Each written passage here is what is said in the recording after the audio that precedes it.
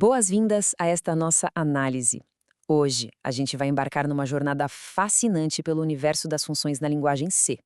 Partiremos da arquitetura mais básica da linguagem e vamos avançar até dominar a eficiência algorítmica. Para quem busca escrever códigos mais limpos, rápidos e inteligentes, entender como essas estruturas realmente funcionam por baixo dos panos é absolutamente essencial. Nossa análise vai passar rapidamente por 5 conceitos estruturais, começando com o poder das funções e as regras do protótipo, entrando depois na magia da recursão. Em seguida, vamos encarar a temida armadilha de tempo de Fibonacci e fechar tudo com a otimização do design de algoritmos. Vamos direto ao ponto com a nossa primeira seção, o poder das funções e como elas resolvem de vez o problema da repetição. Olha, sem uma organização legal, qualquer código vira uma bagunça repetitiva rapidinho. E as funções são exatamente a solução para esse caos, funcionando como a grande fundação estrutural do programa. Em vez de ficar dando aquele copiar e colar, que sempre acaba em erro, a gente isola a lógica num lugar só e tem um ganho técnico fantástico aí. O tempo de compilação simplesmente despenca, já que o compilador só precisa processar aquele trecho uma única vez. Além disso, a gente cria interfaces super claras, sabendo exatamente quais dados entram e o que vai sair, o que facilita demais reutilizar o código no futuro. Avançando agora para a seção 2, as regras do protótipo, que formam nossa arquitetura de execução. Entrando na mecânica da linguagem, toda função precisa de uma espécie de planta baixa bem rigorosa para conseguir conversar com o compilador. E esse é justamente o papel do protótipo. Antes da função fazer qualquer trabalho prático, o protótipo garante que o compilador saiba exatamente o que esperar. Ele define a lista de tipos de parâmetros que vão entrar e qual é o tipo do dado que vai sair. É literalmente um contrato de confiança entre o código e o sistema. E isso se aplica até para a função mais importante de todas, a main, que é a grande porta de entrada de um programa. Chegar ao final da main com sucesso é um jeito totalmente seguro de encerrar o programa.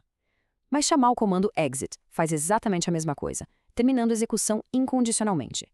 Ambas as formas seguem as regras estritas que o sistema operacional exige para finalizar um processo de um jeito bem limpo. Bom, agora a coisa começa a ficar realmente divertida. Vamos para a seção 3, a magia da recursão, onde funções chamam outras funções.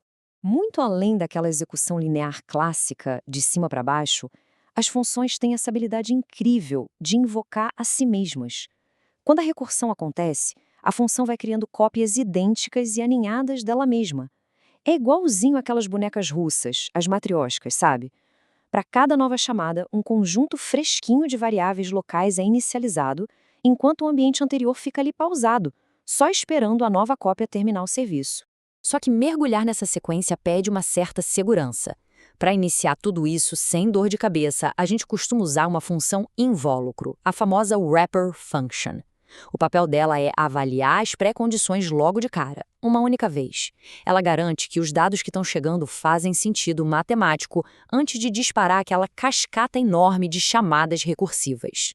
O clássico algoritmo do máximo divisor comum de Euclides mostra isso perfeitamente em 3 passos bem elegantes. Primeiro, ele checa uma condição de parada vital. Depois, calcula o resto da divisão. E o terceiro passo é a mágica acontecendo. A função chama a si mesma de novo, agora usando os novos valores. Esse ciclo vai triturando o problema até bater naquele caso base bem pequenininho. Mas tem que ter muito cuidado, viu? Esquecer a condição de parada é um verdadeiro rito de passagem para quem trabalha com programação. O resultado? Um loop infinito. O programa cria clones e mais clones num ciclo eterno que, com toda certeza, vai devorar toda a memória e fazer a máquina travar de um jeito espetacular.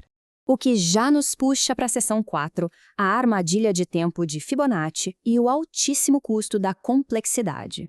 A recursão é matematicamente muito elegante, claro, mas o que acontece quando a gente aplica isso em sequências um pouco mais complexas? Bom, o impacto na velocidade de execução e no poder de processamento pode ser bem brutal. Imagina usar uma fórmula recursiva simples e ingênua para calcular a sequência de Fibonacci. O negócio ramifica sem nenhum controle. Lá no nível 0 da execução, o cálculo para 4 chama o 3 e o 2, mas o nível 1, que está calculando o 3, vai lá e chama o 2 de novo. É um esforço totalmente duplicado, se espalhando por vários níveis de alinhamento. A máquina acaba sendo forçada a refazer a exata mesma conta inúmeras vezes. E detalhe, esse não é um atraso qualquer. Essa taxa de repetição está amarrada a um número icônico, a proporção áurea, que é de cerca de 1,618. Isso cria uma verdadeira armadilha matemática, onde o tempo de execução cresce de forma exponencial a cada novo número que entra na sequência. Sendo bem direto, recursão múltipla gera tempos de computação exponenciais. E não importa se o processador é de última geração, essa armadilha garante que mais cedo ou mais tarde o programa vai simplesmente engasgar e parar, tornando o algoritmo ingênuo totalmente inútil na prática. Mas calma que tem solução. E assim chegamos à nossa última parte, a seção 5, otimizando o design de algoritmos para vencer de vez essa armadilha. Para fugir desse atraso exponencial, a resposta não é força bruta. Não é comprar um hardware mais potente, mas sim pensar num design mais inteligente. A diferença é gritante. A recursão ingênua repete os cálculos cegamente, né? Já a recursão em cache faz um acordo muito esperto. Ela usa um pouquinho de espaço na memória para ganhar um tempo gigantesco. Salvando os valores já calculados num array, o algoritmo simplesmente lembra do que fez, em vez de começar tudo do zero. E a recursão só segue em frente se o valor procurado for realmente inédito. Essa otimização de memória muda o jogo completamente. Primeiro, todos aqueles galhos repetitivos e inúteis desaparecem. Segundo, o tempo de execução despenca daquele terrível cenário exponencial para uma linha reta super rápida. Uma tarefa que era literalmente impossível de ser terminada vira instantaneamente um processo leve e extremamente eficiente. E tudo isso ilustra perfeitamente uma grande lição que extraímos do nosso material base. Um algoritmo ruim nunca, jamais, vai resultar numa implementação de alta performance. Problemas fundamentais no design da lógica vão sempre criar gargalos que nenhum servidor de última geração consegue resolver sozinho.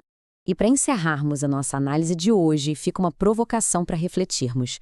Se um truquezinho tão simples de memória consegue salvar uma máquina inteira de um colapso exponencial, transformando atrasos gigantescos em velocidade linear, que outras ineficiências invisíveis podem estar escondidas dentro dos códigos que a gente usa e confia todos os dias? Fica aí a reflexão. Até a próxima.